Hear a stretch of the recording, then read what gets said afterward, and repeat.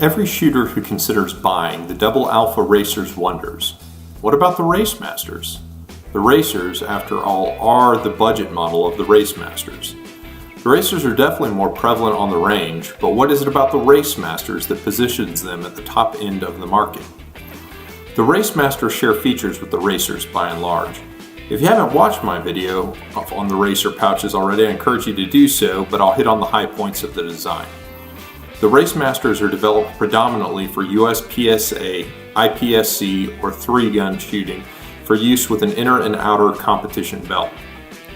They are illegal for IDPA due to the toolless adjustment hardware in the cutouts. The pouches are secured to the belt with a thin metal bar which keeps it from breaking the bond between the inner and outer belt. This is a very strong feature and I want to drive this point home. Many other pouches break the bond of the belt system, especially if there are multiple pouches in a row. The DAA products allow for an optimum bond between the inner and outer belt. The mounts can be configured two ways to allow you to mount the stem high or low on the belt, which affects the ride height for the magazine. Retention is achieved through the use of spacers that compress a leaf spring that provides positive tension on the magazine body. The pouches ship with a few sets of spacers to allow you to tune the pouch to basically any double stack magazine. There are single stack spacers you can buy for you 1911 guys. You can further fine tune retention through the hand wheel at the base of the pouch. The pouches can be configured in either bullets forward or bullets out formation. If you go bullets out, be sure to lock tight the nut to prevent the nut from walking off. If you need guidance in going bullets out, check out my other video on swapping the Racers to bullets out. The procedure is the same with these pouches. The performance of the pouches is exceptional, same as the Racers. The insertion is very smooth. The spacers are chamfered at the top, and if you slam the mags into the rear of the pouch, it flattens the leaf spring and they go in easily. The retention is robust enough you're not likely to disturb the pouches on a reload or through running. All of that is the same as the Racer, but how do they differ? The chief difference is the pouches are made of aluminum rather than plastic.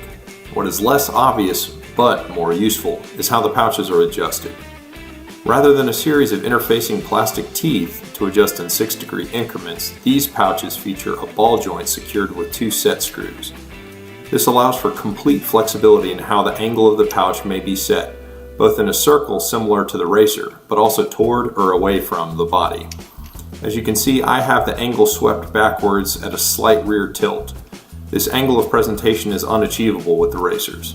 This is the reason to buy the Race Masters over the Racers. The other reason is pride in ownership. While I really like the Racer pouches, my fondness for the Race Masters is on the next level. So who would I recommend these pouches to?